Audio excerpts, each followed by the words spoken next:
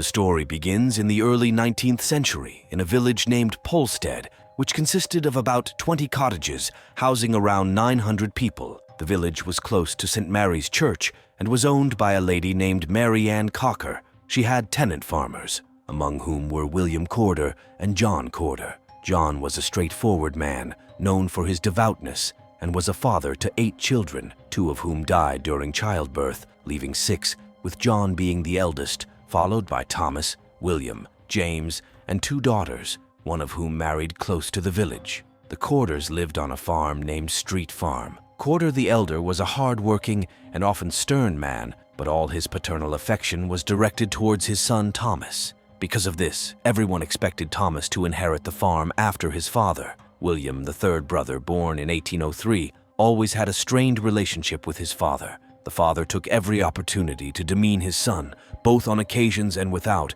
blaming him for his brother's mistakes, mocking him constantly, and making him the laughingstock of the people. If anyone else made a mistake, he would blame William. Unable to bear his father's treatment, William was distressed by it, but his mother was the only one who could comfort him. As he grew up, William became a short, unattractive man who walked with a slouch, indicating his lack of self-confidence. Despite not being popular among the villagers, he was very intelligent, had a vivid imagination, and could express himself through writing. At the age of 13, William entered a private academy where he excelled and graduated after 3 years. He hoped to work in journalism or teaching, but upon returning to his village, he was shocked to find his father opposed to the idea, forcing him to work in agriculture with his brothers. However, the difference was that he was made to work in the worst jobs on the farm. This deteriorated William's relationship with his father until the father eventually decided to kick him out of the farm and send him to London to enlist in the Merchant Navy, citing William's theft and excessive drinking as reasons.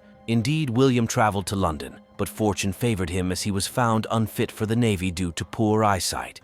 He decided to stay in the capital to avoid returning to the same work in the village. William began to spend all his money on gambling, alcohol, and prostitution until he met 3 individuals who would completely change his life: Hannah, who was a prostitute, Samuel Smith, a thief, and Thomas, who worked as a painter and turned into a killer. Hannah was the daughter of a former sea captain. She entered the acting field and became famous until she began to associate with the wealthy, becoming a pawn in their hands. She then worked as a smuggler and in prostitution.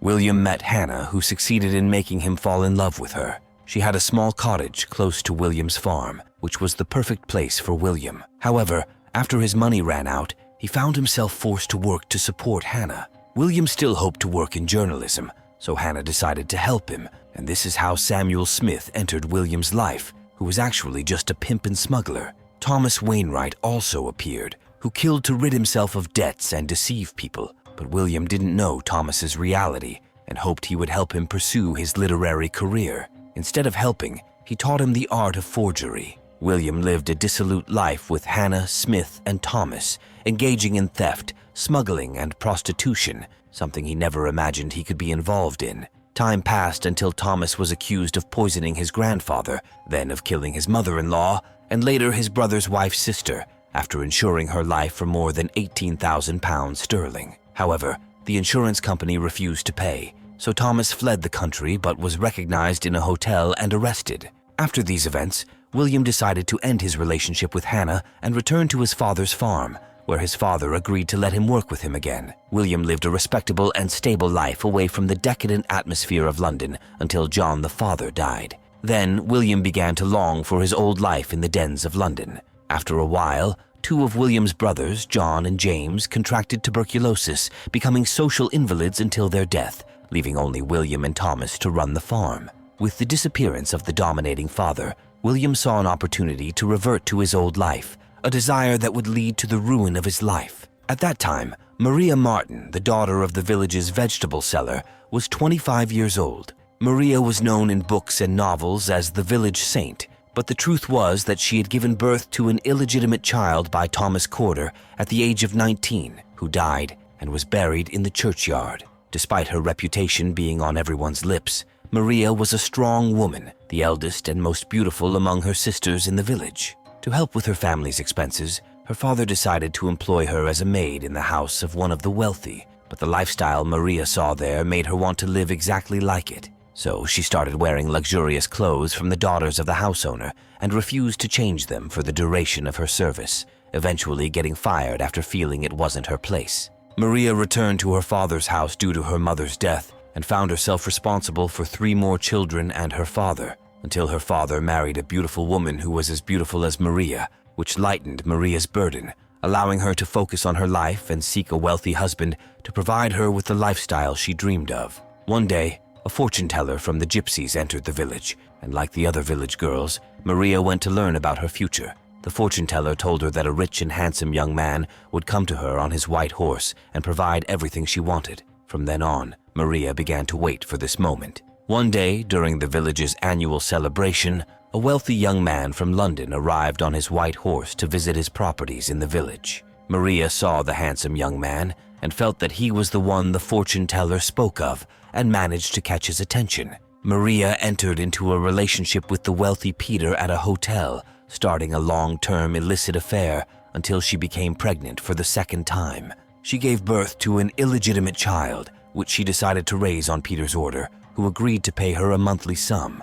Over time, Maria was looking for another suitor in neighboring villages and even in London until she met William Corder. By the end of summer, the entire village knew about their relationship. Meetings between Maria and William took place in an old agricultural building called the Red Barn, reputed to be haunted by ghosts and evil spirits, but it was owned by William's family and close to Maria's home. Their meetings continued until they were no longer afraid to be seen together, and William spent most of his time at Maria's and her father's house. For Maria, William was a big catch since he managed properties after his father's death, but needed time to reach an appropriate social status. Maria became pregnant for the 3rd time and asked William to act, causing him fear and asking her to abort the pregnancy. When she found it impossible, William was forced to confess to her father and stepmother that Maria was pregnant by him. They demanded he not bring disgrace to their family, but marry Maria as soon as his financial situation improved. To keep Maria's 3rd pregnancy hidden from the villagers, they decided she should spend her pregnancy in the Red Barn. Indeed, months passed, and Maria gave birth to her 3rd child. Before William could decide to marry her, his brother Thomas died while running in an icy area, drowning in a lake. William then managed the entire farm alone. 2 weeks passed, and Maria's and William's son died. Since William never saw him alive, he did not feel intense sorrow, thinking the child would have been a burden. Deciding on their reputation and Maria's in the village, they agreed to bury the child in a secret place unknown to anyone. After a long discussion, Maria's family was convinced. To protect his and Maria's reputation in the village, they decided to secretly bury the child in an unknown location. After a long discussion, Maria's family was convinced. Maria went with Thomas to bury the child in a wooden box. While William was at Maria's house, he stole Peter's money, which he paid for his son Thomas.